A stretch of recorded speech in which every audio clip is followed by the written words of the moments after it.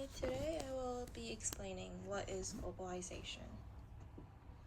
So to start, I'm going to define globalization. So globalization is basically a connection between all of the countries around the world where they interact through trade, technology, and the exchange of culture. Globalization allows the world to feel like a much smaller place because all of the countries are connected and interacting with each other. Now, you may ask, what drives globalization? There are many aspects that drive globalization, and here are a few that I listed. So the first example is technology, and some products or things that drive it include the internet, phones, electronic devices, and transportation. And examples of this would include like planes and ships. And as for trade, that's another big driver of globalization. So trade happens through free trade agreements and global supply chains. And some popular global supply chains include Amazon, Walmart, DHL, FedEx, and a lot more. And if you don't know what a free trade agreement is, it's basically when two or more countries collaborate. So it eliminates trade barriers such as tariffs and quotas on goods and services. And lastly, another big driver of globalization is culture through movies, foods, and social media. Now, you may also ask, how does globalization happen?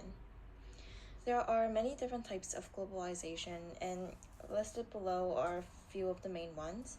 They include economic, which is global trade.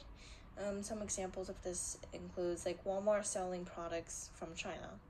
Another one is cultural, with the spread of ideas, such as the spread of K-pop across the whole globe, and the spread of restaurants such as McDonald's and KFC. And lastly, political, through international organizations like the United Nations or climate change agreements. So next, I'm going to talk about the pros and cons of globalization. There are many pros, but there are also some cons to globalization. So first, I'll talk about the pros. So there will be a lot more affordable products. There will be, for example, a lot more affordable clothes and electronics. There's more jobs and economic growth, and there's faster innovation. For example, vaccines are being developed like more efficiently globally. Some cons include higher unemployment in some industries, as some factories are moving overseas and maybe the workers cannot move overseas as well. Another con is the environmental damage. For example, through pollution after shipping products through trade. And lastly, the last con is inequality, as the rich countries benefit more from globalization. So now I'm going to talk about globalization in action.